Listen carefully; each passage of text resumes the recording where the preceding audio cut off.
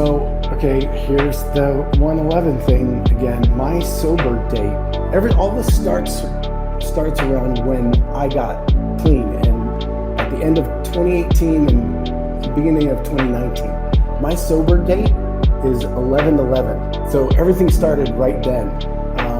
When I got back to Tucson, I knew I had to make a concerted effort to meditate every day. It was like one of my things, right? So I started meditating under this tree that just so happened to have this family of owls in it. And these guys, I think you know this story. These guys like kind of have adopted me. I've been around them every morning, meditating with them for 3 years now, and almost every morning. And they've kind of become part of the flock, part of the parliament. Like I'm just like a fixture. So much so that I've documented like several clutches of babies.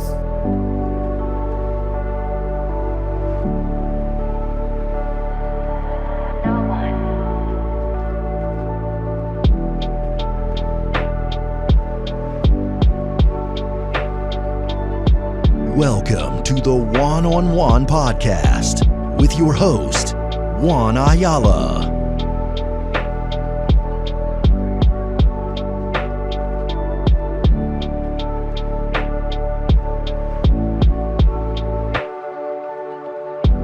And welcome back to another episode of the Juan on Juan podcast. I'm all owled out, and I'm here with Gordy. You like Gordon or Gordy, bro? I've been going by Gordy for long enough. There's enough Gordons in the community that they get a little confusing. And I think I'm Gordy. The only one that spells it with a Y, so yeah. Like the Gordy Two Shoes thing kind of stuck. I don't know if it's really sticking, but I've been using it long enough. Well, Gordy, and welcome to episode 111. If you haven't already gotten your copy of Occultist Monday, my new monthly zine, pick that up. The link in the description below. It is a new thing I'm doing monthly with esoteric and occult articles written by fellow podcasters, Paranoid America, Mystic Mark, Homie Romy, and Gordy. If you want to contribute, feel free to submit an article. That is, because I know you have a lot of interesting things to say. And today, got the owls. I have a weird synchro with this shirt that I'm gonna tell you, because as of lately, I had in less than 24 hours, and this whole synchromysticism stuff, right? It's whatever you want to make of it. But in less than 24 hours the other day, I had 2 people text me or message me at 11:11. Once in the morning at 11:11, and then once at night at 11:11.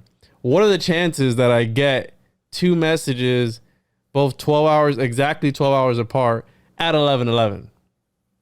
So it's got to mean something. So that's why this is episode 111. And here we are. The weird synchro I had with this shirt I was telling you was, this is a company, they don't sponsor their podcast, so fuck them. But Samsara is a GPS tracking service that I use, right? It's weird, right? It's a little owl, and then samsara. What's the owl got to do with samsara? So we know samsara is reincarnation, all this stuff. And then the owl, maybe because they can see 360 degrees. I don't know. But one day I kept getting, nowadays we have on our phones, on our Black Mirrors, it tells us if it's a spam call or the potential for it being a spam call. So in the morning I'm getting ready, and my phone's getting blown up. Call after call. It's like a 1-800 number. I'm like, man, what the fuck do you want? A 1-800 number? Like the first time that I denied the call, why do you keep calling? So as I'm putting this shirt on, all pissed off, I put the shirt on. I answer the phone. I'm like, hello? It turns out it was a guy from the same company of the shirt that I'm putting on, asking me something about my account, wanting to upgrade, that there was some special, if I wanted to get more cameras, et cetera, et cetera. I'm like, I told the guy on the phone, I'm like, dude, I literally just put on your shirt. I literally just put your shirt on for your company, and you're calling me asking me about upgrading. They had a special or something like that. And it was the weirdest thing, right? Like, what are the chances? As I don't even know who it is, dude. It's a 1-800 number, is their customer service. What the fuck do you want? Hello? Ah, yes, from Samsara. I'm like, dude, I don't have, it was too early, and I was like, I don't have time for this show. Like, this is too synchronistic right now. I was freaked out. It's crazy, right? Like, that's the thing, is sometimes it's kind of taken out of your hands. Sometimes, like the synchromistic thing is too overarching. Mm-hmm. And we think of it as woo. So we've separated it in our brain, right? That it's not part of the natural world, where that is actually 100% part of the natural world. The first thing I did this morning, I showed you, was I took a shot of that, because every once in a while I'll just think about, when I'm looking at it, I'll just do a click and save my times or what's going on, right? At certain times, like when I'll think about it, like something tells me, something's happening, click, and I do a screenshot, right? Mm-hmm.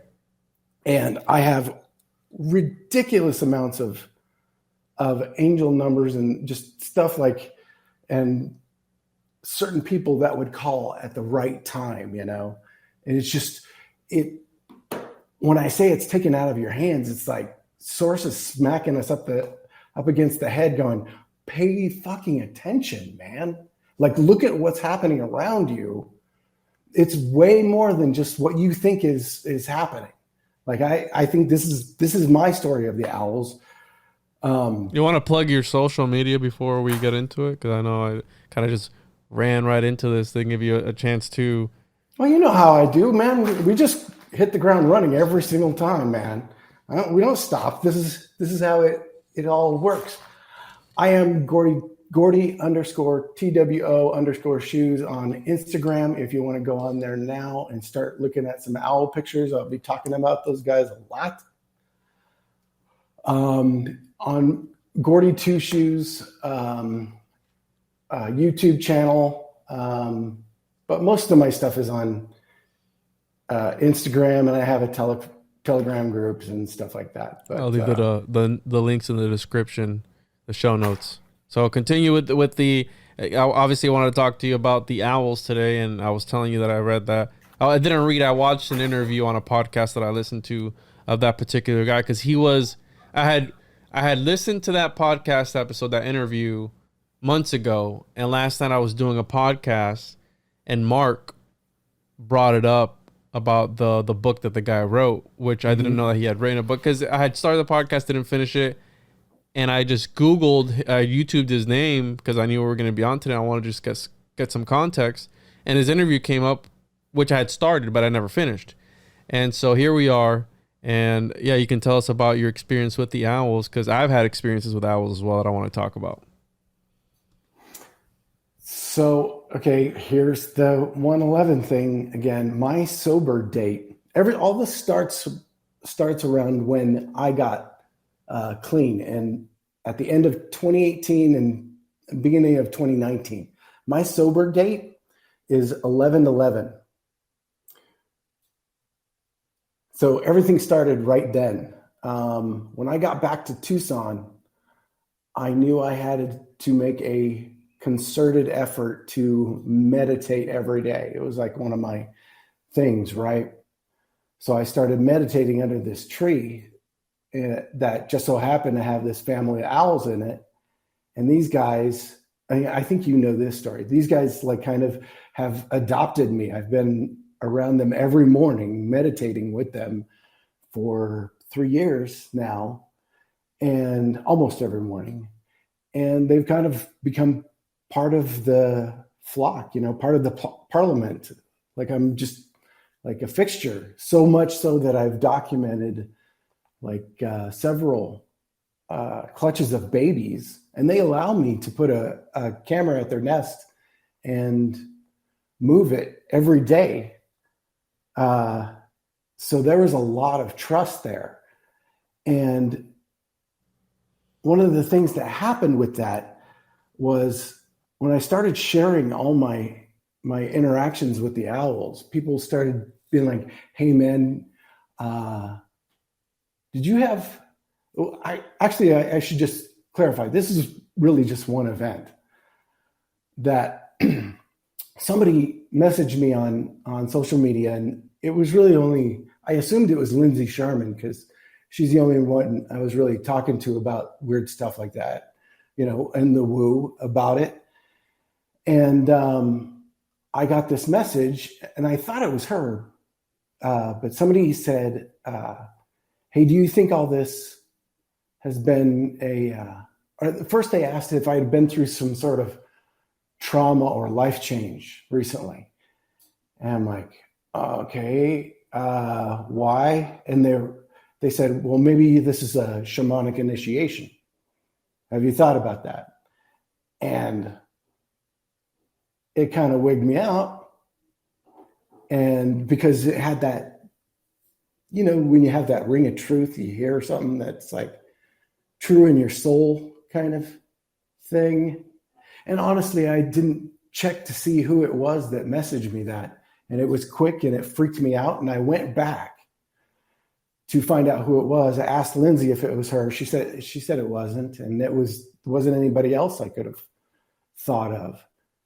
So, and I had been having this, this deep connection with the owls that were having these really mind-blowing experiences with them, like trippy experiences, like meditating, like and feeling the oneness, like a DMT kind of trip kind of thing. Cause I was doing a little fasting and meditation at the same time and starting to get into walking meditations and stuff like that. So I'd had some like pretty trippy experiences by that point in a very short amount of time. And it was all went after getting clean, like everything just like opened the fuck up. Right. And I could not ignore the magic, like it's acknowledging it. That's what I'm experiencing is some sort of natural magic that has been calling out to me. So I better start, making a serious effort of this, like taking this stuff seriously. So I don't, if I take one label, it's going to be mystic. I'm okay with that one because that's the mystery, Mm-hmm. Makes me think of Elias Artista, which is this, I'm trying to turn on the light under here. I'm sorry. Elias Artista is this alchemical concept, Paracelsian concept, that it's this figure that, and as I'm saying this, it's thundering outside. There's this figure that he visits you when you've become ready. And all the alchemists of all time, the greatest ones at least, have been visited by this figure. And how you're saying you're trying to figure out who it was that wrote to you. Well, you don't know. And he appears and kind of gives you like a good job, like a nod. And he just pieces out. It's almost like maybe the owl is this, right? It's this figure, this psychopomp that guides, guides your soul, like, hey, I'm here. It's all good. You're on the right path. That's the way I take synchronicities. Whenever I have a deja vu or a synchronicity, I take it as I'm on the right timeline right now. Even though this may suck, you go through all these different aspects of life. Even though this part of life is sucking a little bit, when I have a synchro, I know I'm on the right path. So I need to go through this, whatever it may be in life, financial hardship or whatever aspect of life. Because we know that life isn't great all the time. It goes up and down, ebbs and flows. But when I have a synchro and I'm feeling lost, that synchro's like, okay, hey, and it might be God, bro. I think God is the universe. I think that gut feeling that you get is God trying to talk to you. I don't think it's this person, this Saturnian concept, which I've heard it put, of this old man, Father Time and Sky.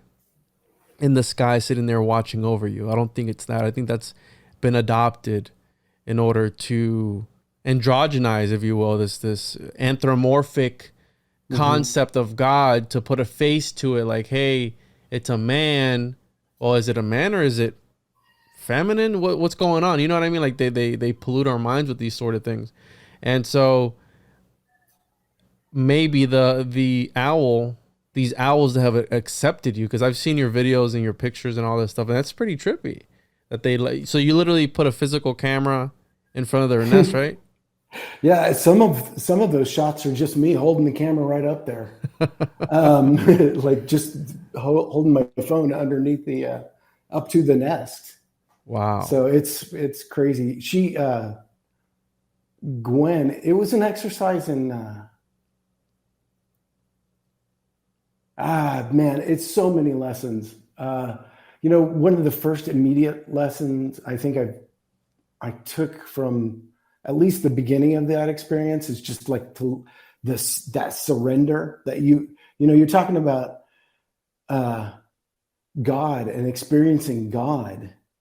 I was really, at that time, I felt 100% lost in my own abilities to take care of myself, and just, not that I was completely rudderless, but you're just coming back from rock bottom, right? So you're starting over from fuck nothing, and you're starting over from scratch. And I think, everybody's kind of had to do that at some point or another. We've all had our, whatevers that have taught us the biggest lessons, but having them stare at you while you're trying to meditate forced me to get to this feeling of surrender, like whatever happens idea, that I'm okay with whatever source you have for me right now. Is if this thing's going to fly down and chew my eyeballs out, I guess I'm okay with that. I'm just going to be chill and be open to oneness. And that's the thing. It's just connected with oneness like that. It's funny you put it that way, experiencing God through time. You could put it that way. That's what synchros are to me. And the idea that owls might be some sort of messengers, and that they could see through the fabric of that, they can see interdimensionally. Because when you look at an owl, it's mystical, right? And I've wrote to you a few times where I'll hear an owl outside my window. Yeah, dude. I don't always hear him, but I'll hear him every now and again, and I'll be like, "What?" I'll tell my wife, "There's an owl outside our window," and he'll be going on. And one time, dude, I was out hunting with a buddy of mine, and it's pitch black. We're out in the Florida swamps, and I hear the craziest noise. Like I thought I was a skinwalker, bro. I thought I was a skinwalker, and I look over at my buddy, and I'm freaked out. And it was like some crazy thing. My buddy looks over at me and goes, "Oh, those are just owls." Holy shit, man. If I was by myself, because he goes out there by himself all the time. If I would have been out here by myself, I would have booked it, because it was that scary. But it was, I guess, owls fighting back and forth with one another or something. And the guy, the Mike Cleland guy, he talks about how people who experience owls, and I know you were kind of talking about it at the beginning before we started recording, how you think otherwise, but people associate the owl with the abductions and the aliens. And I tried to look for the picture, but I saw a picture one time where it was an alien gray in like the fetal position like this, sitting down, and they put next to like a picture of an owl. And it looks like an owl. Insinuating that it's that the owl is the gray, crunched over, whatever. Right. Why when you brought it up, you were like you sounded kind of annoyed with that concept. You're right. I am annoyed. Like, it annoys me that, because like people want so hard to believe in something else, like something's out there is gonna save them. Nobody's going to come save you. You got to save yourself.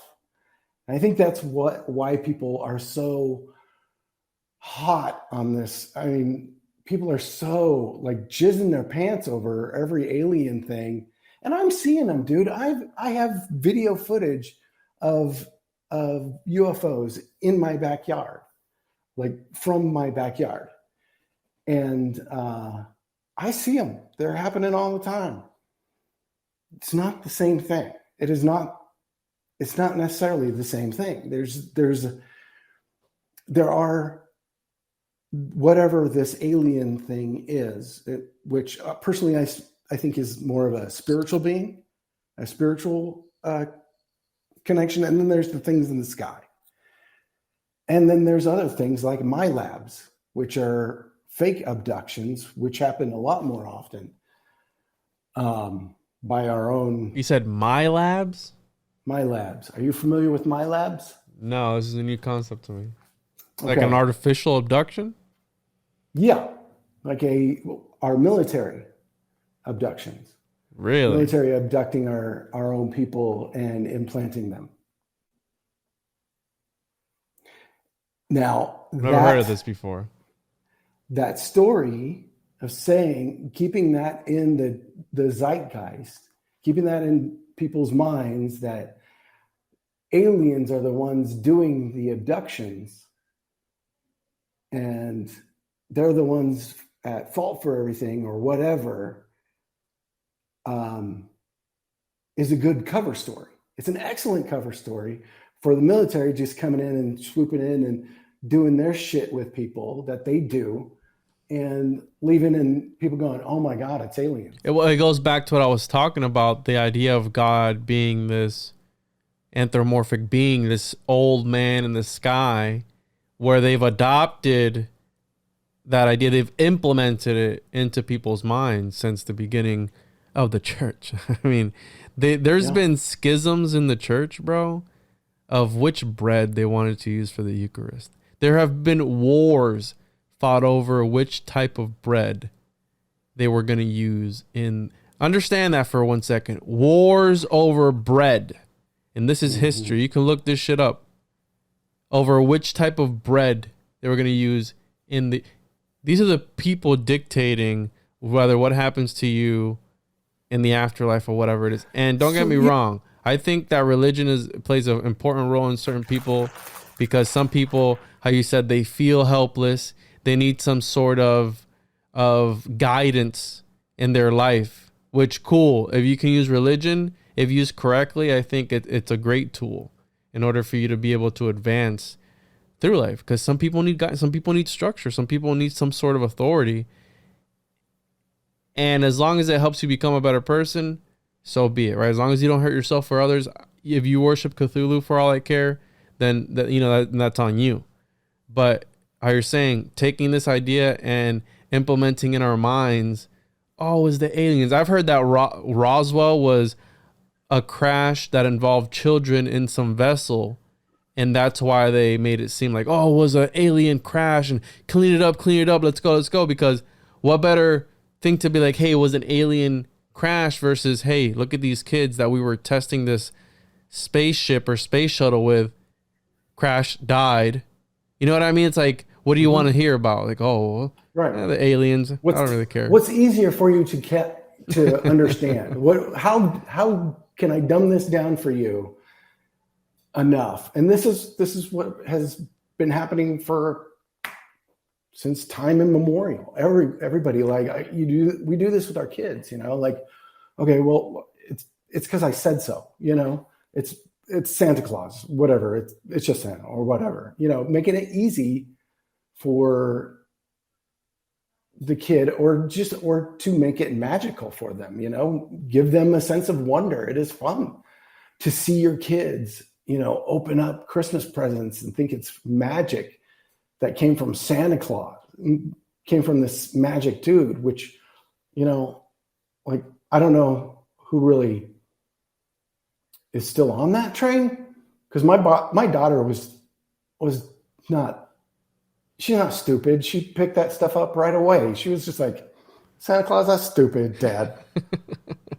Like, all right, I guess we're not trying this. Well, my kid asked me the other day, he's 4 years old. He asked me if we could take over the world. And then I was like, said, yeah. I told him, I said, we can't take over the world. And he asked me, why can't we? And I told him, because God made the world for everybody. Because you can't just take what's everyone's, where all the borders on the map that we've put there, those are just simulacra that we put there. Animals don't give a shit about your borders. You think birds are not flying over the border in Mexico or something because, oh, there's a border? No, they don't give a shit about that. They just fly over. It's nature. Natural law, man. Yeah. Yeah. It's like the shitty food we're eating, you know? All this processed garbage has made us fucking weak. Mm-hmm. And people can't think their way out of a wet paper bag because they can't. We don't even have enough fats in our brain to keep our brain functioning. You're the second person to tell me that today, that they want to put us on low fat foods because of that, because it'll hinder our ability to think. The brain needs fat to function. What better way to dumb people down than by putting fluoride in the toothpaste? Dude, I recently, so when I don't drink spring water, I was drinking filtered water from my fridge. And I had a friend of mine write to me, and she sent me this link to look at what was in the water in your area. You put in your zip code, and it tells you what's in your water in the area. And sure enough, I looked at what was in my water in my area. There's fertilizer. There's all types of fucking chemicals, all fluoride, all in acceptable amounts. I said, when is it acceptable at all to have fertilizer and XYZ of chemical in somebody's drinking water? And when you look up every single chemical in high quantities, it was psychological problems, neurological problems. And that I have a reverse osmosis machine that distilled water is king.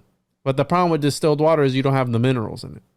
So you have to add the minerals. So I got a reverse osmosis, which reverse osmosis takes away just about all the impurities, because when you would look up how to take out the impurities that were in the water presently through filtered, it only takes away certain amounts. Right. Then you have to go deeper than filtered. You have to go reverse osmosis or distilled and so on and so forth. So as soon as I saw that, bro, I'm like, you know what? I'm just going to bite the bullet. I bought a reverse osmosis machine and I've been drinking that. You taste the difference, dude. It's water, but you taste it. You take the water that you bathe with. You can smell the chemical. I don't know about you, but I can smell the chemicals that the city puts in it. Mm-hmm. You know what I mean? It smells like a pool. When I fill up my bathtub, it smells like you can smell the chlorine coming off it. I switched. For sure. I switched as of recently. The only thing left is to put like a filtering system in my house, but obviously that takes up space. It's like $5,000 or something like that, which is not a lot of money, but well, to some people it is, but I have to call to get it put on. And the next thing would be, because I've switched my toothpaste, I've switched my body wash, I've switched everything except the water system in the actual, like a water softener or something, to be able to put that. And as of recently, dude, I've also been sober for like a month, back to the point to where, and I only smoke weed, back to the point where I'm dreaming again. And when I would smoke a lot, I would lose my dreams. My dreams wouldn't be there. I couldn't remember my dreams. And I've been sober enough to where my dreams have come back. And I was reading something the other day where dreams have been used as a form of divination for centuries. Absolutely. For thousands of years. And my best ideas come to me in dreams. And as of recently, I did this I don't know how I came across it. I think I know where I came across it, but I don't know where it comes from. But it's going to sound really weird. And they call it the skull fuck method. And it's this thing where and homie Romy told me it was from yoga. I had another friend tell me it's Freemasonic. But essentially, it's going to sound really weird. You lay down and you assume the dead man pose where you just lay on your back and you have your hands in front of you. You're laying in bed and you picture a huge dick, right? And stick with me. Stick with me. I'm with you, Holmes. You, I'm with you the whole way. picture a huge ethereal blue dick coming up from your legs, from the bottom soles of your feet, all the way up slowly, coming through your feet, through your legs. And as it's coming up, it's illuminating everything up all the way through your knees, through your legs, all through your entire body. And it's this blue ethereal dick, and it's lighting up your entire body as it's coming up. And it's going to insert into the orifice, the bottom of your skull, right? And by the time I'm there, I forget and I fall asleep. Now, the point of this is that you're able to recall your dreams up to a 95% retention. And dude, I will shit you not if I can remember my fucking dream from the time that it starts to the time that it finishes. I can recall my entire dream. Something that I've never been able to do because of the marijuana, it inhibits. Some people say they can dream. Some people say they can dream on marijuana. What cool, more power to you. I can't remember anything. And I went for probably a year without dreaming. And so just recently, I was like, you know what? I don't feel like getting high. So I haven't. And it got to the point where my dreams came back. And I've been doing that method, dude, and I can remember my dreams. It's the craziest shit. To the T. Like, my cousin was there. We were doing this, and this. There were androids. There was one where there was a Bigfoot. There was a Bigfoot in the dream. And I was talking about the Bigfoot. And I remember the people that in the dream, they overheard me talking about Bigfoot. And then Bigfoot came into, like, we were out in these benches sitting down. And I remember saying when I heard the Bigfoot calling and everybody started running, I go, this is why people need to mind their own fucking business. Because they were overhearing me talk to my cousin about a Bigfoot, and we were on these benches. And as soon as it came, I'm like, this is why people need to fucking mind their own business, because you summoned the Bigfoot by like this collective I don't know, it was something weird, bro, but I remember all that. But you're starting to remember your dreams, which is the next step to controlling them. Well, that's the next step. Lucid dreaming. Yeah, that's the next step. I had a waking dream not too long ago where it tripped me the fuck out, dude. It was the trippiest thing where I woke up, I sat on the corner of the bed, and I remember my feet being planted on the side of, in my rug on the side of my bed. And I don't know what I did. I like put my head down, and then I remember, and I was laying back down again, dude. And I got freaked out because I said, I just woke up. I was just up. But then here I am laying back down again.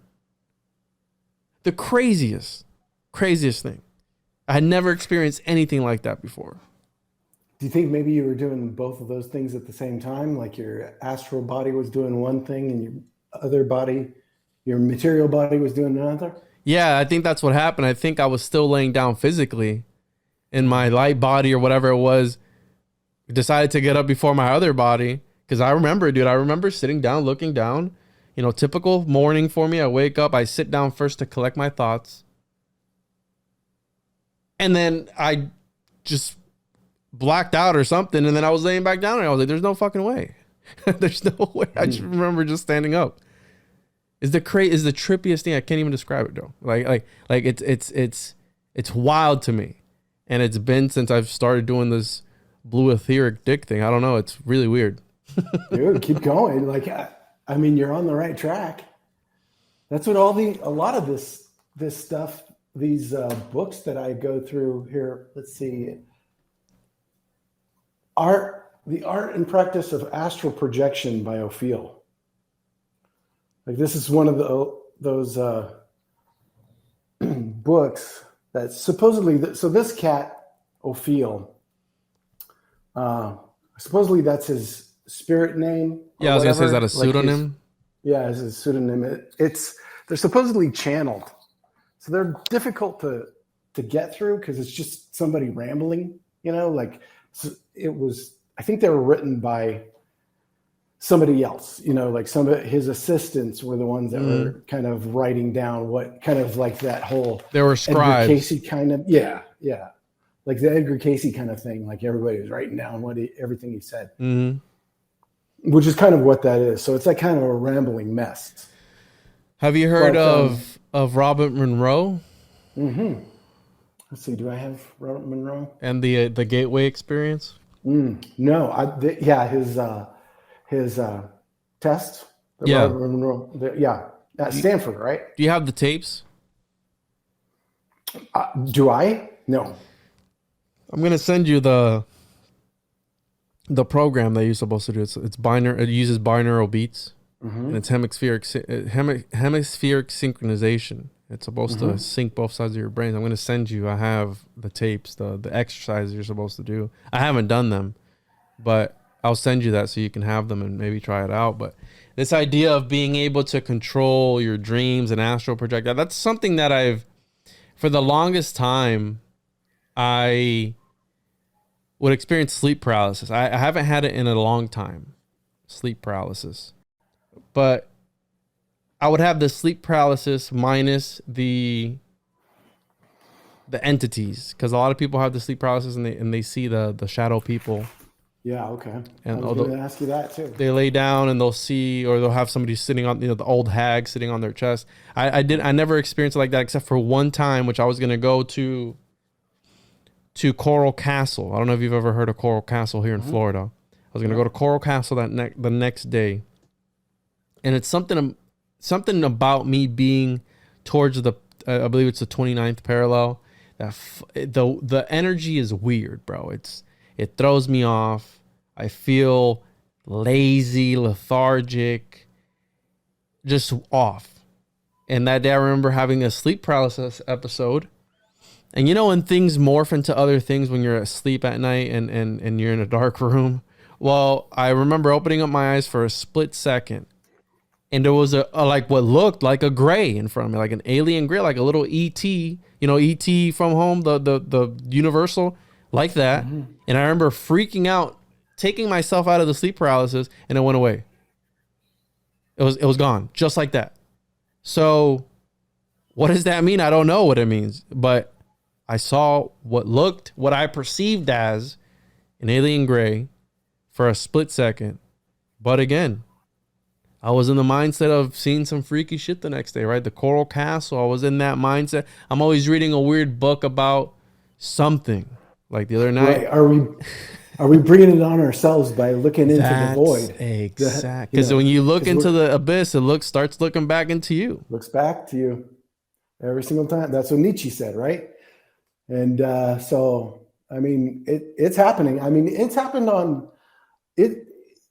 We've had some behind the scenes weird conversations with Chance and Gabe, when we prep the demystifiers, the marvelous demystifiers shows, like it's starting to get creepy sometimes, like, cause we're picking up on stuff the writers are putting out there for us to see, and maybe we're the only ones seeing it. And we're like, oh shit, they're looking at us to do this thing, to see if we find this thing, and we found it, and we're telling them right now, as we were recording it, that we found your thing, and the loop starts back again. So it's like we become part of the creation again, right? If we're in this natural loop, we have to. This is the role that we've chosen to play in it, and it's and it goes back to that whole twin pillars being in the middle path thing of not choosing one thing or another, but letting source flow. Well, what is behind the two pillars though? You got Jacob's ladder. So if you're not taking both, you're taking away, you're picking away regardless. Right. Because if you don't go to the left or the right, you're still going down the center. And there's that third, the harder work. There's that third pillar that's at the center, that's offset to the side with the with the latter. So I think that's a third way. I don't know if there is a way to avoid that, because you can be how the song, you know, from the outside looking in, you know, and I can see it all, right? What the fuck's the? Well, I know it from A Day to Remember, but that's a cover of a song. I think that's a cover of a song, but I think it's got something to do with the observer effect. That also plays a role into all this. And what you guys are saying about the demystifiers, I've been getting into some really fascinating research as of lately when it comes to architecture and the architect as magician. But the process that an architect goes through is magical. And one of the things that blew my mind was, and that's what the whole Freemasons are about, encapsulating a higher level of consciousness, an interdimensional building within a building that only the initiate is able to see, to perceive, and they know how to enter that symbolic building that is attached to the to the inner shell of the actual building. And only the initiate is able to decipher where it is. So by you guys watching these things and looking, there is something when an architect is laying out his plans, and Vitruvius talked about this, when he's laying out his plans and he's drawing the sketch lines on this grid, on this the plans for the building, and by doing that, that's divination in itself. An architect is participating in divination because what Gabe is doing is total divination. 100%. Yeah.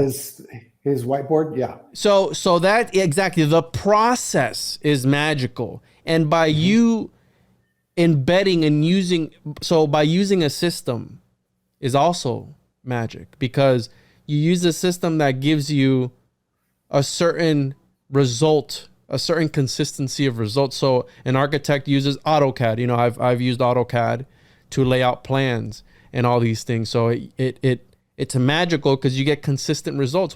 What's magic? Wanting to reproduce results over and over again in a controlled environment, a ceremony, or whatever it may be, right? So the point being that they're using these. I've done CAD, so computer assisted design. You have what's called construction lines.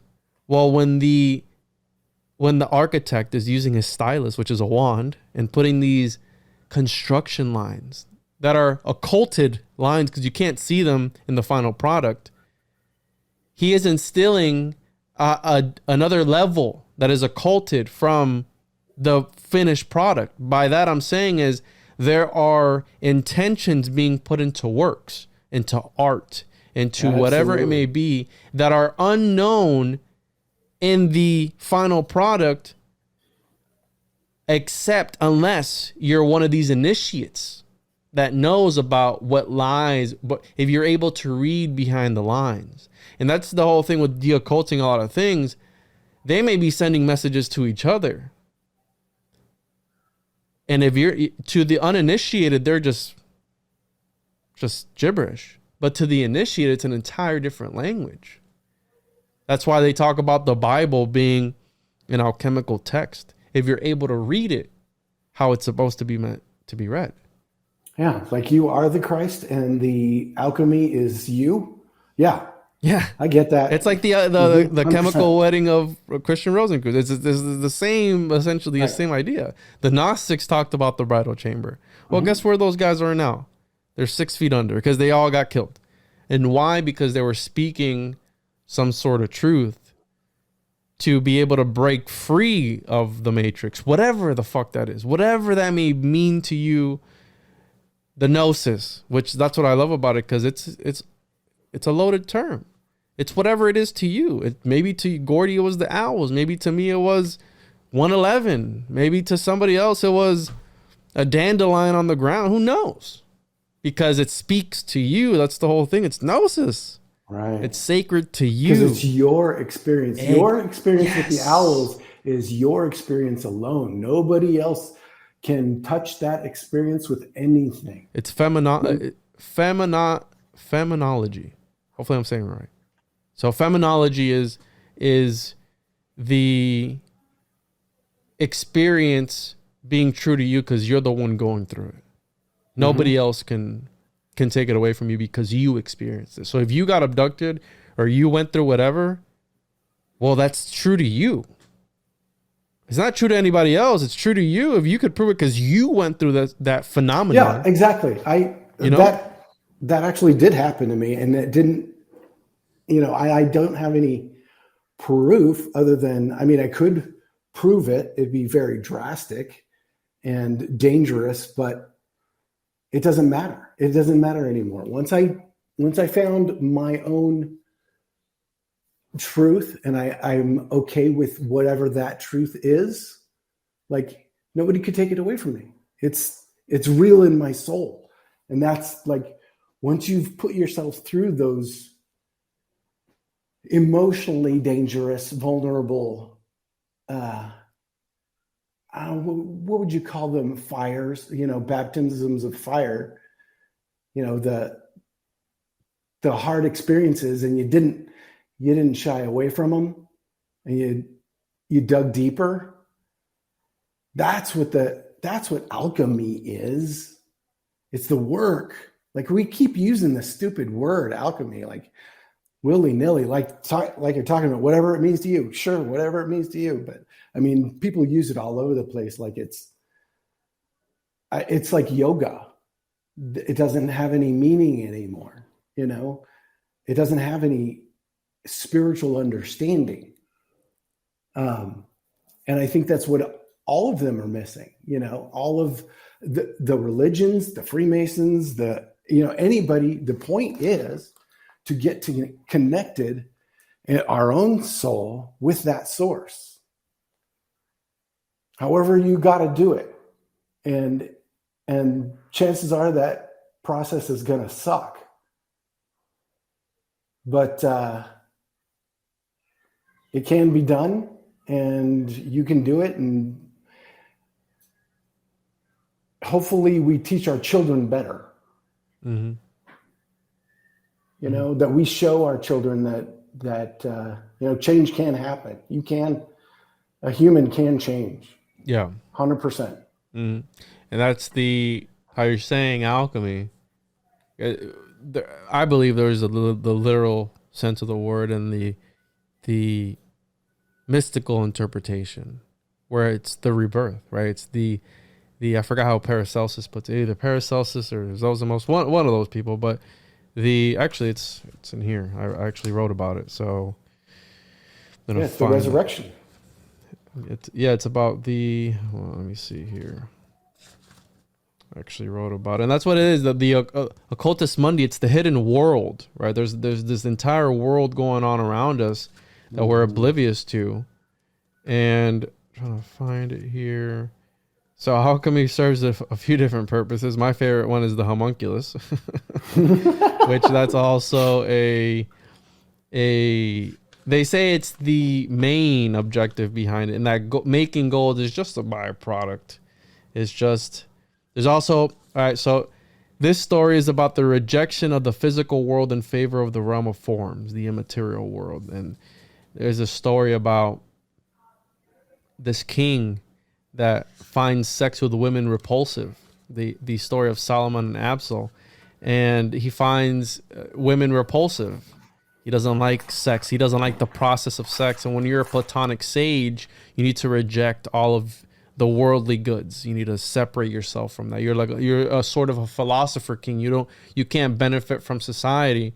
And he wanted a son. He wanted an heir, and he had a mystic who was his advisor. And abstinence is also a part of being able to attain this higher consciousness, this higher state of being. So his mystic had originally told him, hey, abstain from sex. But the guy didn't like it anyways, right? Who knows? Maybe he was gay. Who cares, right? But he wanted an heir. And the mystic said, hey, well, let's create a son for you. By artificial means, we can create a son. So lo and behold, they make a son. And the son ends up falling in love with his caretaker, right at the time, his nurse. Regardless of what his father told him, like, don't fall in love with this woman. You're going to be attached to the material world. long story short, they try to, it's almost like a Romeo and Juliet. They try to drown themselves. The son, Solomon and Apso, and a water spirit saves Solomon and takes him to the mystic. And the mystic goes, hey, I'm going to resurrect your lost love, your dead lover. I'm going to resurrect her if you meditate with me for 40 days, which is a symbolic number, in this cave. And once you do, I'll resurrect her for you. Right? Necromancy. I'll bring her back. So he does the meditation, and the mystic starts to invoke Aphrodite. And I wrote all about this in the Occultus Mundi for those that if you want to check it out. He resurrects, he starts to invoke Aphrodite. And as soon as Aphrodite comes and shows herself to Solomon, he falls in love with her and forgets about his other love. He's like, fuck her. I want to be with Aphrodite because she's so beautiful. And so at that time, he rejected all carnal desires and lust and everything for his other love. And he became the Platonic sage that his father wanted him to become. And he took over the kingdom. And long story short, it's about rejecting the physical for the world of forms, right? The higher state of being, which if you really Odin's eye. Odin's eye, like the two crows, the sacrificing of his eye for wisdom. Oh yes, Also. yes. I'd never.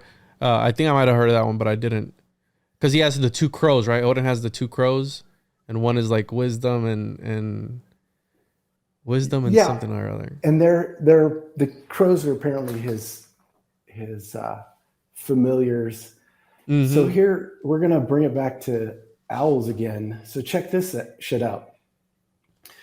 One of the new things that I haven't been able to like parse yet. I'm still going through like trying to figure out what the hell's going on with this one. So my littlest owl, his name is Merriweather, right? He was the runt. He was the littlest one, the last one to fledge, and the last one to leave the owl tree. Well, he's come back a few times, but now his left eye is so owls, have two different eyelids, one on a top eyelid and a second eyelid that closes side to side, right? What? I didn't know that. I don't know the anatomy of an owl. It's like alien. It's an alien. Yeah, they're crazy, the aliens. Yeah, they're magic, dude. They're silent. They can hear things underground. Like their ears are offset. So one of the things, when you see them moving their head, because their eyes are so big, one of the things they're doing is because their eyes don't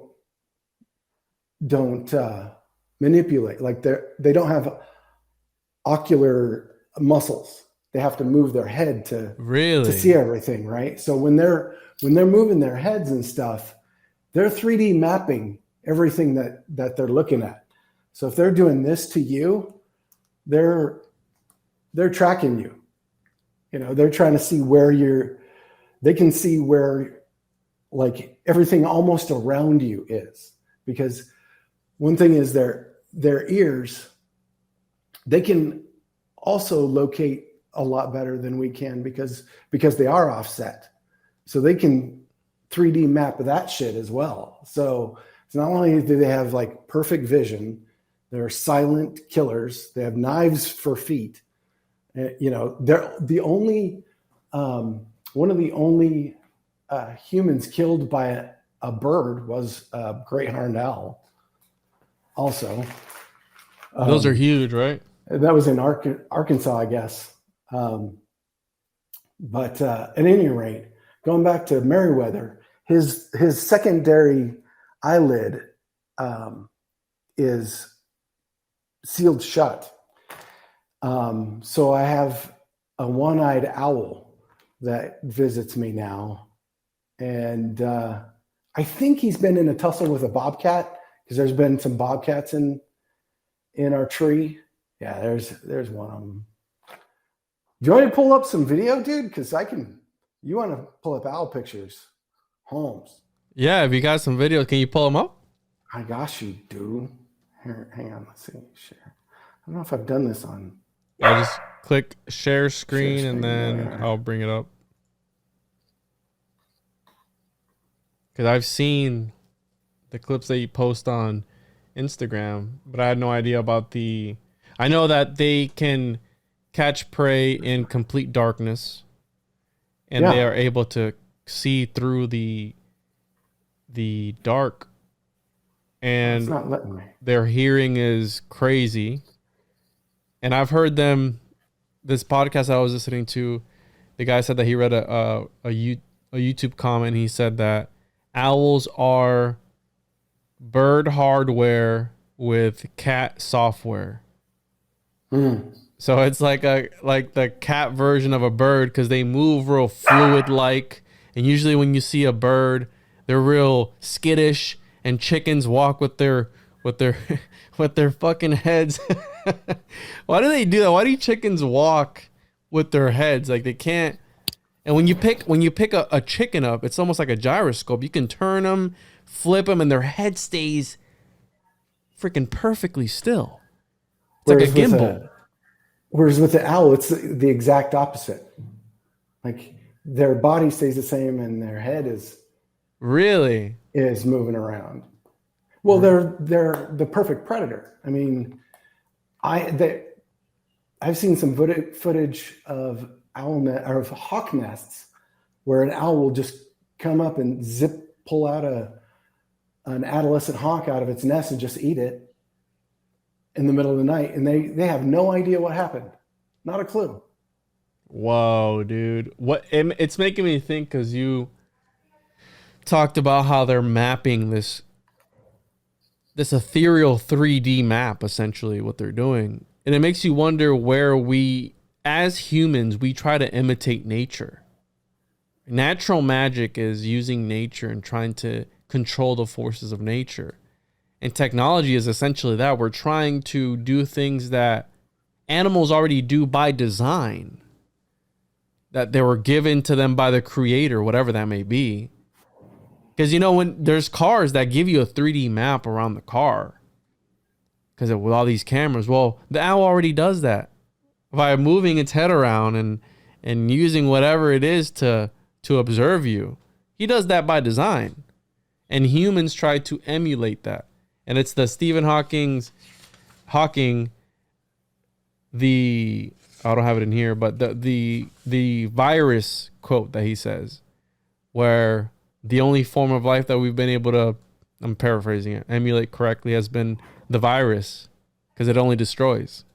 And it's made in our image, because humans only destroy. And that's one of the things that I remember, not myself repeating, but something in my head repeating over and over, that we're a cancer. Humans are cancer. And I remember when I did mushrooms, I kept hearing that over and over again in my head. What was telling me? I don't know what was telling me, but something was. Maybe it was that we are a cancer. That we are a cancer.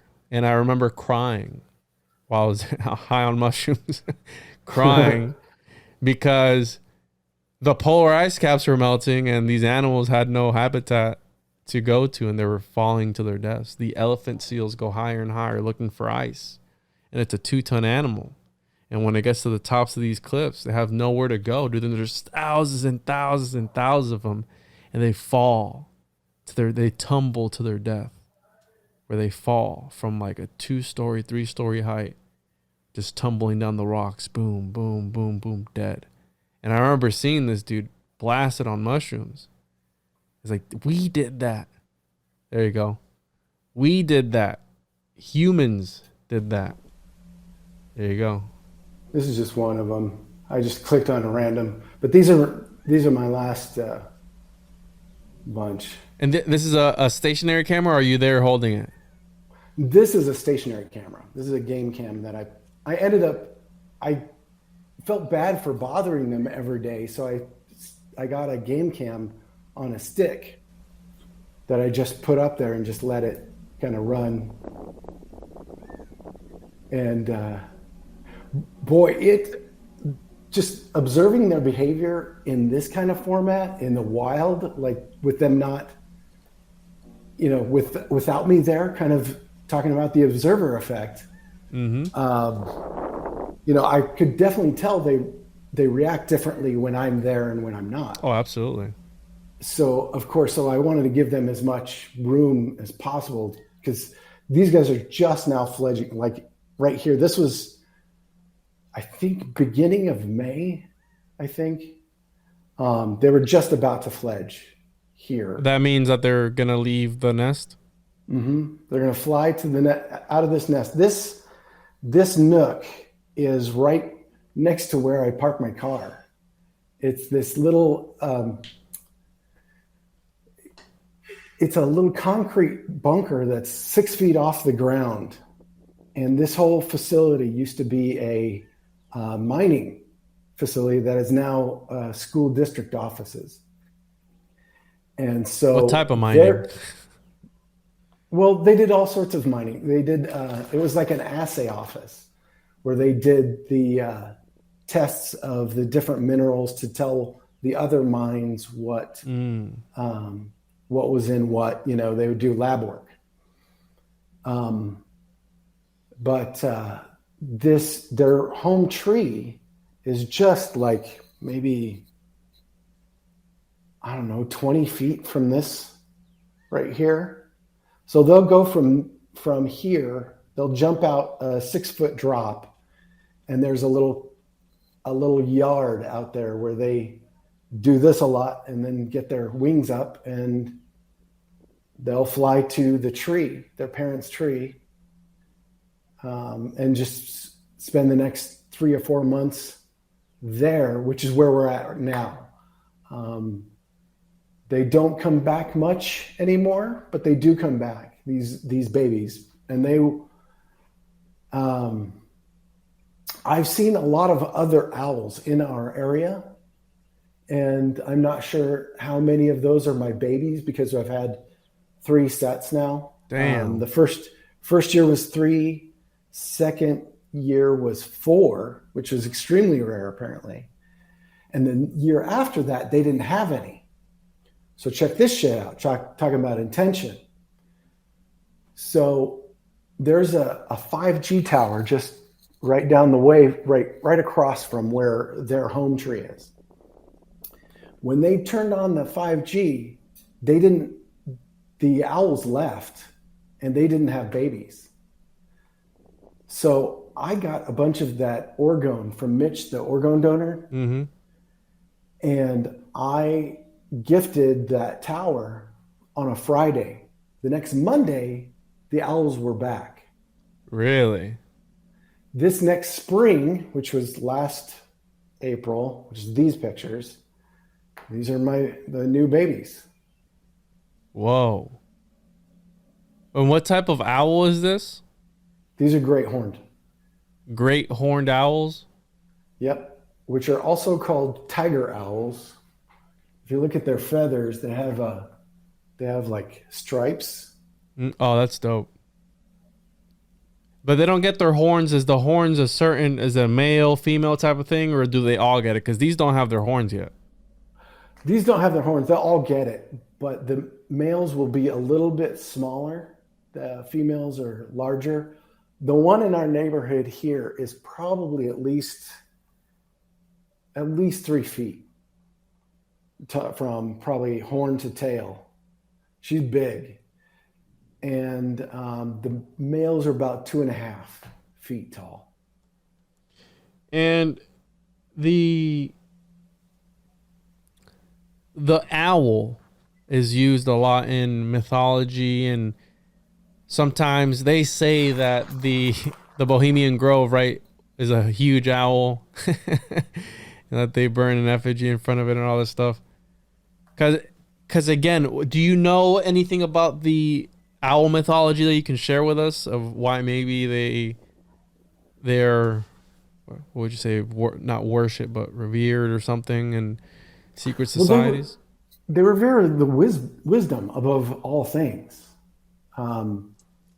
That wisdom itself, like the knowing, is their God.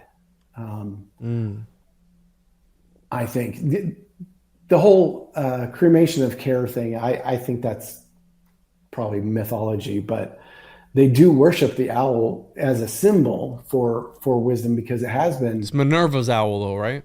Right. Well, Minerva, Hecate.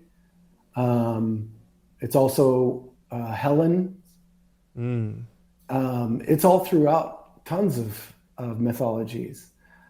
They're looking to, that one there is looking to jump. I think this was like the day before. So watching their behaviors is interesting to me to go back. He's bobbing his head back and forth. He's just sizing it up. He's mapping out his landing right there. Yeah. But yeah, it's no mistake at all that how they have always been throughout, like, native mythologies too, that they skirt the spiritual and the material. Like, they're the travelers, the traversers between the realms, and they come back with wisdom. Like, it 100%. I can totally see it. And if they hadn't shown up in my life at the right time, I would say, maybe I could say it was coincidence, but I can't. Like, this is beyond lead. It's beyond synchromystic. I mean, we use this term a lot, but I mean, this is nature showing us, hey, this is the right way. Mm-hmm. You're on your right path. Well, talk about a word that we throw around, right? We throw around synchromysticism and synchronicities around like it's nothing. But I was fishing the other day, maybe about a month and a half ago. It's been too damn hot outside to do anything. But I remember listening to a podcast, and one of the people said, nature is psychedelic. Looking at nature, observing nature is psychedelic. And I was grilling out. We had just finished fishing, and I was grilling out with my cousin. It was just us at the boat ramp in front of this Lake Kissimmee, one of the biggest lakes here in Central Florida. And I was listening to music. I remember turning the music off and just looking out into the water and looking out into the horizon. We had just packed everything up and just taking it in, because nature is psychedelic. Just looking there, just smelling the air and listening to the sounds of the birds and whatever else was there. That was psychedelic. And I don't think that you mentioned earlier that people don't have time to notice these things in our lives. And I think that's by design. I think that's the system that we've been put in, where they make it that way. So you don't give a shit about looking around. You don't care about noticing the things that these little breadcrumbs that life leaves for you at times, right? Because that's essentially what it is. Like, oh, a piece of candy. Oh, you're on the right path because you're finding the pieces of candy. The pieces of candy are the synchronicities or whatever it is that you can either, and that's the beautiful part about it, because Carl Jung said they can mean 100 different things to you, the synchros, or it could be utter bullshit and you don't have to take it for anything. And that's the beauty, because you can choose to see it and interpret it back again to that gnosis, whatever it may mean to you. These owls to you change your life, but for somebody else, they're just owls. Mm-hmm. Cool. Yeah, it's an owl. And that's fine for that person, I guess, But it's what you make of it. It's what you make of the experience. And exactly, I think that's the beautiful part. And I sat there, turned my music off, and I just looked at nature. And as I said that, it started to thunder outside. I looked at nature because it's beautiful, and I feel that we don't take it in enough. You know what I mean? And we don't give it gratitude. We don't give it gratitude. Yeah, absolutely. I think doing ceremonies for gratitude is a very important thing. And not because you're doing it because nature needs it. You're doing it because you need it. Mm-hmm. You need to have this exchange with nature. One of the other things that really changed a lot of how I feel psychedelic about nature was a daily practice of grounding, like doing a breathing practice and then hands in the dirt, grounding, because you can feel that energy transfer when you're, I think my video stopped. So it's still going. Oh, it is still going. This is great. I just picked something. It was just. Yeah, these are are fun dope. to watch again. They're just hanging out. But yeah, like sticking your hands in the dirt. And I realized something. I was talking to Lehman Dollins was on the Spiders one night, and he and I think had this discussion before, but it really didn't resonate with me until it came back around again. That it's also, I don't think, an accident that this tree that is their home tree, is my meditation tree, is an acacia. And acacias have DMT, a natural DMT. The burning bush in Moses. Yeah. So I had this pretty trippy experience on the third day of a fast and meditating. And I think it might have been like the whole, meditating under that tree, the whole, because you can feel the energy of a tree. That whole, it's a circular toroid field too. Yeah, it's got a field around it. That's how it knows to grow to a certain point in the way the leaves are shaped. I actually have that term pulled up on my phone here, but it's called, I'll tell you right now, it's called a morphogenic field. Right. And we have that. Yeah. Mm-hmm. It's an aura. It's an aura. Your body is a reflection of the magnetic earth, which is that toroidal field, which is your center, your spine, your energy is out here. And I mean, they've proven over and over again that the mind is not in your brain. Your mind is actually external. Yeah, receiver of consciousness. Right, exactly. The brain is a receiver of consciousness. Mm-hmm. So our being is not just this. I mean, we're convinced that we are material beings, and we are, but we are both those things. We are spiritual and the material at the same time. So you're actually seeing things as in between those things, right? I also think that owls are a hint to that as well. You look at their face; they have their eyes have the same shape as a toroidal field, as the same as an apple. Mm-hmm. Yeah, they look like little apple faces. Yeah. And they're just they just sit there all day doing that. So this is a daytime shot. So about every 2 hours, mom will come and feed them a shit ton. They ate so much. I couldn't believe, like, see all those little white dots on there? Mm-hmm. That's not gravel. Those are bones. Oh shit. She will feed them constantly. There was a whole roadrunner in here at one point. And they ate it. Wow. So it was a pretty cool thing to watch them all night long. Like, just, they would, hunt, catch, and feed them. Hunt, catch, and feed them all night long. And you said there was 4 generations of owls so far that you saw? Three clutches that I've watched. Here we go. Here's a nice shot. I bet you she'll start coming now.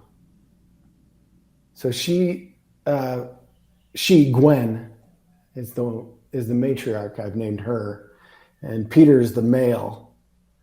And you can hear him in the background of, if you go to my YouTube, there's tons of more of this, but you can hear the male in the background calling to her.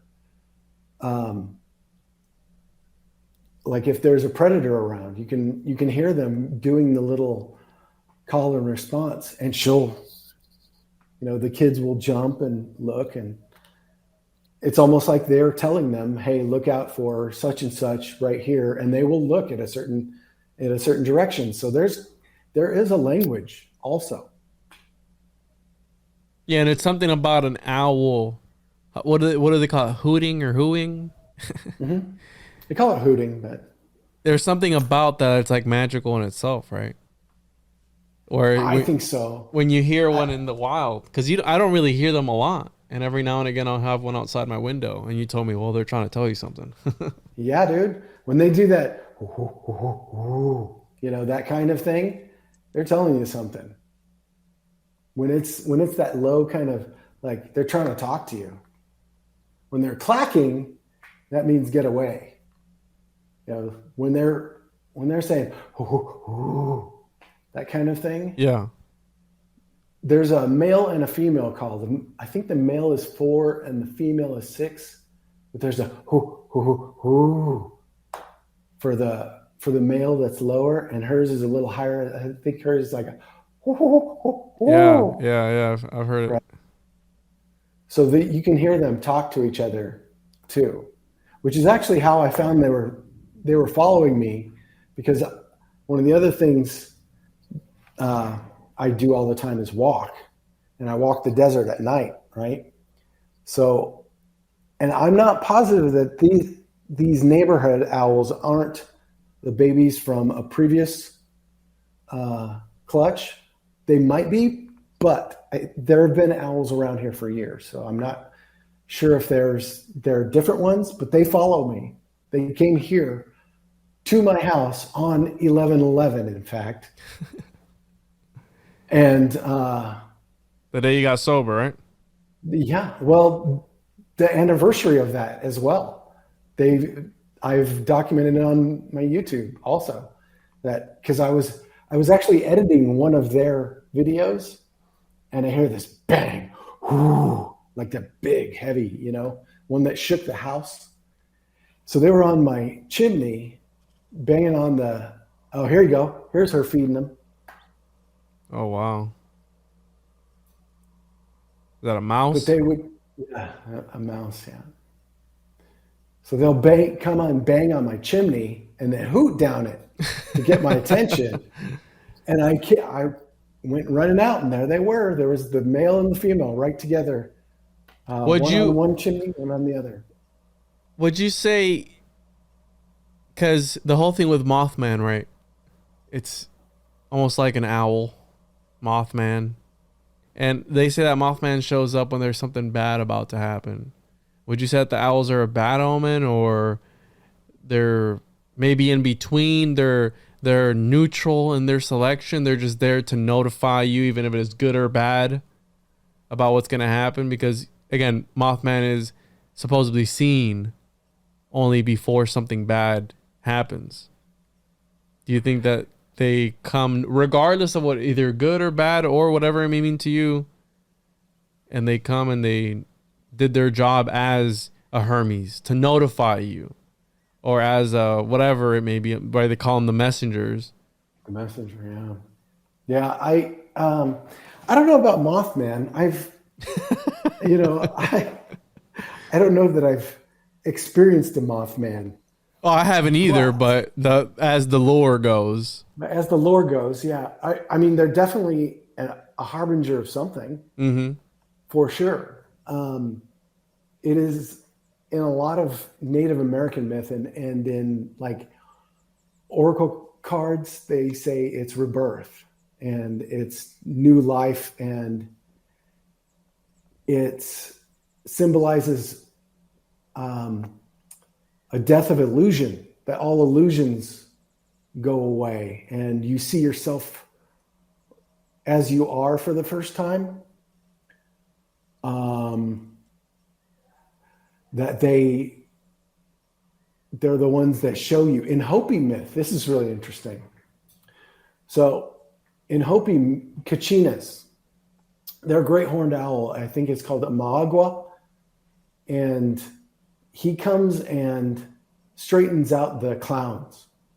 So when you see Hopi Kachinas and they have there's clowns that have cones sticking out of their heads and things coming off, and they're in striped outfits, and they're usually eating watermelon.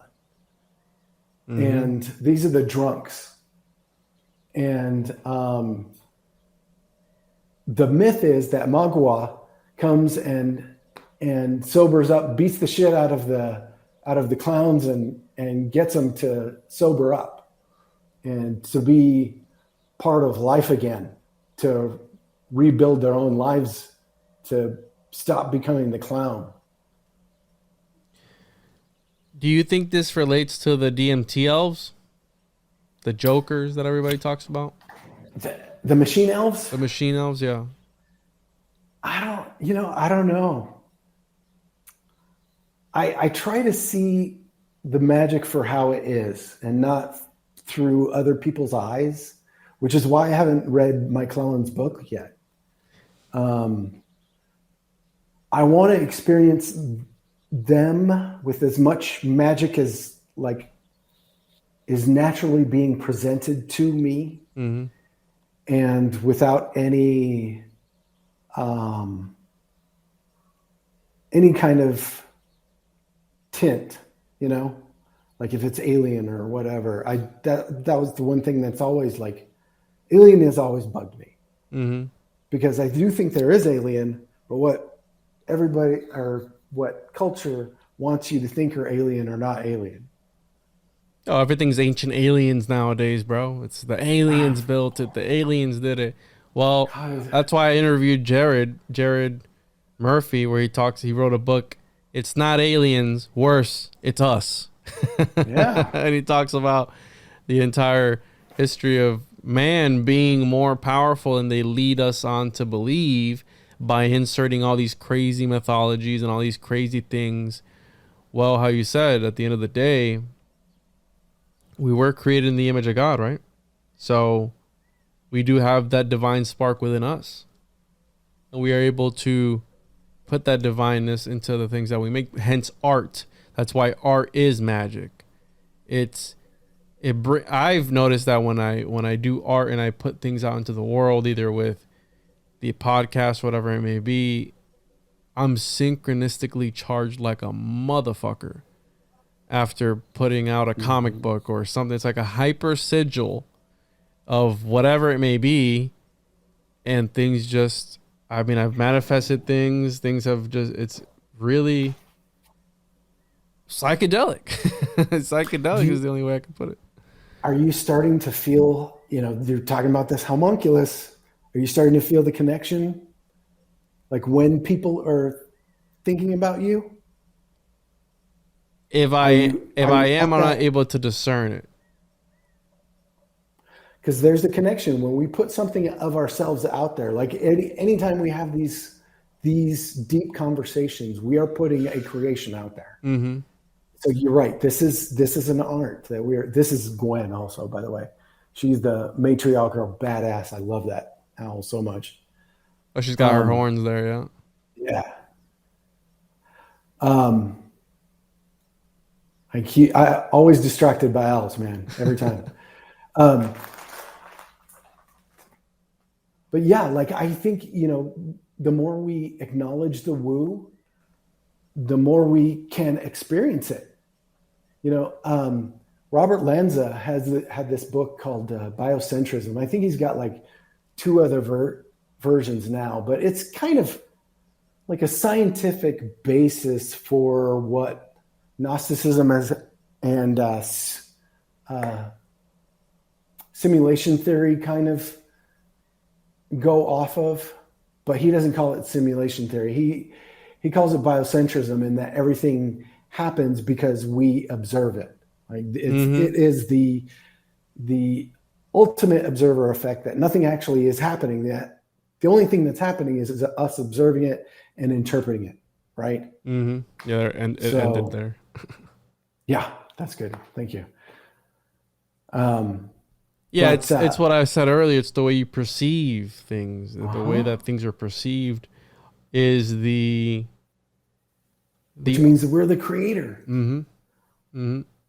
It's the ultimate thing. And I've always said that Pythagoras said all is number. That would insinuate that its binary code, which would hint at it being a simulation. And then it would, that not only that, but it would hint at that there is a creator. So I consider myself an emanationist. And I think that maybe we aren't gods, right? How a lot of people say we are, but maybe we're programs that are able to do our certain thing within the program. So within the operating system, which is Microsoft, for example, we're maybe a Microsoft Word where we're able to do our own thing in that system and affect what we can affect within our realm, because just how a computer program, there are rules, there are parameters that you must adhere to. And the magicians are the ones that are able to break out of that code and glitch the matrix, right? They're the ones that are able to do much more than meets the eye. And that's why I love Al-Kindi, which is he was an Arabic philosopher and polymath and this one of the greatest minds, and he contributed to optics, where he said that everything is light. We are all light, and we are outputting light right now, out. And the way that your light interacts with my light, so the way your aura interacts with my aura, produces an effect in the ether. Now, the ones that are able to manipulate that light are the magicians. I think that's what magic is. The ones that are able to manipulate the light that is being off-put by everything. I know we didn't talk about the Mystic Bible. Maybe we can talk about that next time. Well, no, that is just, I mean, this is how synchronicity works, right? Mm-hmm. Dr. Randolph Stone, who wrote the Mystic Bible, his whole thing, he calls it a holy shabd. And that the holy shabd is the logos, the vibration that is source, that the vibration that created creation, which is also a vibration, which is also light. Mm-hmm. So he sees no difference in it. I can sum the whole book up in like 5 minutes, because it's holy shabd. Everything is made up of light and vibration. Everything is a sound and a wave. And we know that radio is a light and a wave, and like there's no difference between them. Mm-hmm. In fact, I'm really getting into this thing where I had this idea not that long ago that, because cymatics have always been a huge thing for me. And if everything is sound and the creation, even the biblical creation was with a word, right? It has to be, and if there is no chicken or egg to sound and matter, right? Then maybe if we could change the cymatic or control the cymatic itself, the shape of the cymatic itself creates the sound instead of the sound creating the cymatic. Mm. Does that make sense? Yeah. So check this shit out. So you're able to manipulate reality. You're able to manipulate what frequency it would output. Because frequency, right? Because everything is putting out light, which is frequency. So yeah, it makes sense. I get what you're trying to say. Yeah. So I'm going through this shamanic book of the island nations, right? This is called Children of the Rainbow, pre-Christian Hawaii. And I'm going through these pictures. They're mandalas? They're kind of like a mandala. They call them the different crosses, and each one has a different aspect of God or gods, right? And so this is like force of creation,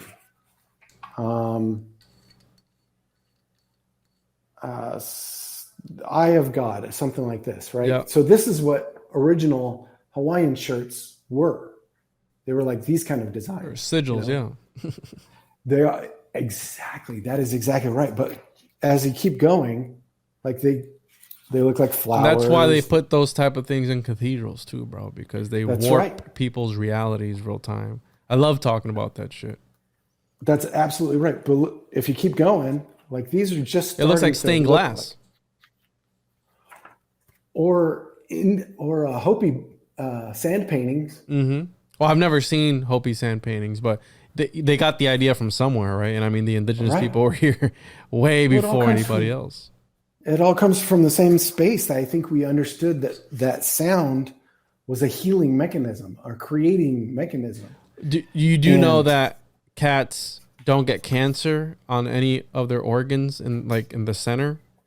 They only get cancer on their paws and stuff because the purring that they do is at a certain hertz, at a certain frequency that promotes healing. And there's a healing to cats. Yeah. And that's why people, when somebody is sick or something, the cats will sit on them and they'll purr. Well, the study is that cats don't get cancer on any of their interior organs, only their further away extremities from their body. And when a cat is sick, terminally ill with whatever else, they'll sit there and they'll just purr until they die because they go into this endless purr or something. Some crazy shit, bro. I am so glad this went there because this brings me up to the thing I've been working on, which is throat singing and trying to work that into my meditation. Really? Like Mongolian? So, yeah, well, every shamanic culture has a throat singing. Really? Every shamanic tradition has some sort of throat singing, like the Tuvans, the Indians, the Native Americans, the Mongolians, I can't remember. Anyway, but I think that it's one of those things that sets you over the edge in meditation. And I've been using it in kind of healing meditations I think it works like a charm. If I could teach anybody to do it, if I could get to a point where I could teach people to do it, then it'd be pretty great. But I'm almost to the point where I can do 2 notes at one time. So you breathe from, your deep, deep, deep belly. And you sort of, but you don't make the sounds with your vocal cords. You make it with the folds of in your throat. And you manipulate the air around it to make another note. So I'll try, see if I can do it, but.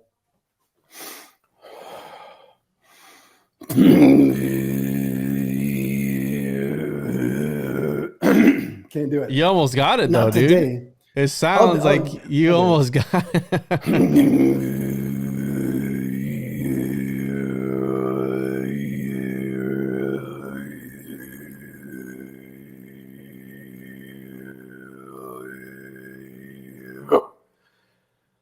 So that has also been part of that kind of throat singing. When you're in a really smooth meditative state and you add that, it almost puts you in I don't know how else, it's a healing mode. Mm-hmm. It's a self-healing mode that I really feel like that vibration, like it really, because it not only resonates through yourself, but if you're grounded, you're resonating through the earth itself too. Mm-hmm. And there's this exchange when you do that. And it's hard for me to articulate yet because I still do it. I'm still kind of like figuring that out. But there's a reason why they've done it throughout millennia. The Tingrism is one of the oldest religions. They're the Mongolians that keep the eagles, where they have almost a Dagda kind of idea of a nature spirit that every individual has to get one with nature to be able to work with nature and not against nature. And every individual is kind of for themselves is really kind of what I feel like we were being told like we should have been doing all along. Oh, nature is king. And we keep forgetting that we're not the top of the heap. Mm-hmm. Nature is king. Nature, there are things out there that will rip you apart with their fucking face. And there are birds with, how you said, barbed wire for hands. Yeah. So when you start to forget about that, nature will sometimes put you in its place, in your place, right?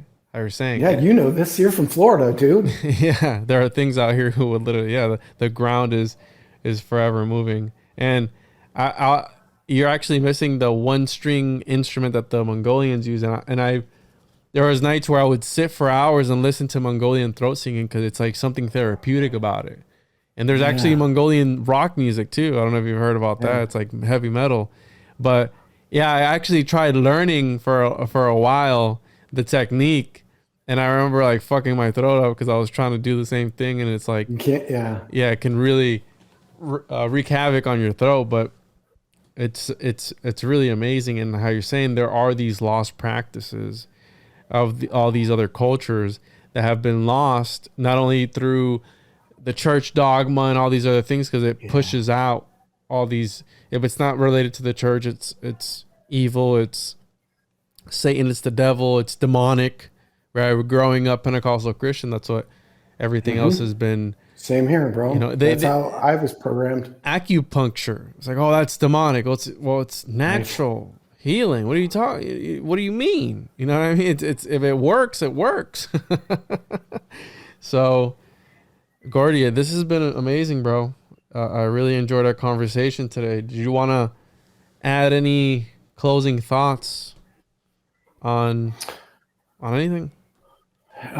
You know, it's a constant conversation. We don't stop these conversations. We just keep going. That's what I love about doing these things, is that like you'll come on the spiders and like we'll have these separate conversations. Like we can text each other now. Like these communities are pretty cool.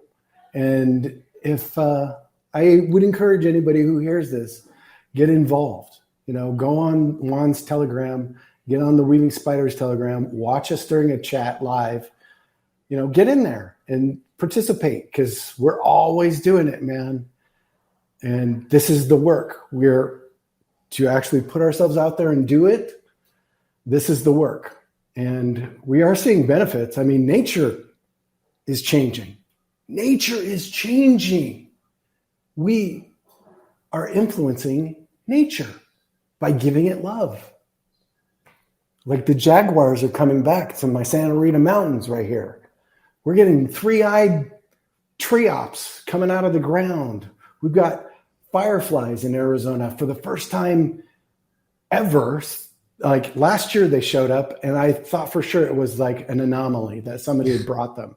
Fireflies? The ones that light up? We're getting fireflies in Arizona, in Tucson. I have lived here my whole life. I was born in Tucson, lived a bunch of places, but always come back. So I know the desert well. And I know that this stuff didn't happen when I was a kid, for sure. And it's only started happening the last 2 years. The desert is changing, and we're having a rewilding. And I'm here for it. It's cool. Right on. So enjoy it. So get involved. Out there, get involved, get outside, get some sun on your skin. Chances are you need vitamin D. Stop eating shit. You know, love yourself enough to eat something that's good, you know, to make your own food. Like get in the kitchen and, you know, start everything from scratch with raw ingredients. Nothing processed, just get in there and make a meditative process of that. Because you care about yourself. Finally, I mean, I finally care about myself for once, which has been amazing. It's been 50 years coming, but if I could tell anybody to start that process now, you know, I don't know how old you are, Juan, or anybody else that 28. Dude, you're a spring chicken, Holmes. Dude, I'm so envious that you have such a head start, though. You're on your way to doing like cool shit, man. I hope so. Good for you, bro. I'm doing cool shit now. I'm talking to you. Dude, your comics and stuff there, you're making cool shit. You're putting good shit out into the world, and it'll come back. And every time you hear an owl or you see those weird numbers and synchronicities, that's source telling you, you know what? Keep going, bro. On the right timeline. Absolutely. You're on the right track. Do you want to plug anything else while we were here, Gordy? Weaving Spiders Welcome, Saturday nights. It's Weaving Spiders Webs channel now. Gordy Two Shoes on Instagram.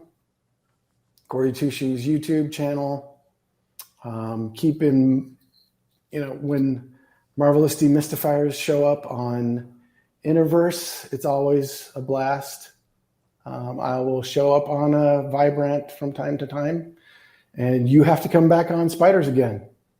That's how it is. Yeah, it's long overdue. I've been trying to stay away from big group shows because I feel like I sometimes can't get my thoughts out coherently. And then the awkward silences that you love. The awkward silences that you embrace. I will people just sit sit in it there and let people be all uncomfortable. Savor that shit, man. I love it. Gordy, this was awesome. Thanks, Juan. I'll put your Instagram in the description for anybody that wants to hit you up. And for those listening, make sure you're not going to want to miss this. Occultist Monday, the hidden world, what we were talking about today. Pretty much that there's a world outside of our comprehension. I'm going to get a lot of great minds. Gordy, I want you to write an article for us in this. And yeah, so thank you all those who listened. And Gordy, thank you again for coming on, bro. I really enjoyed our conversation. Thank you. I look forward to doing it again, bro. You too, brother.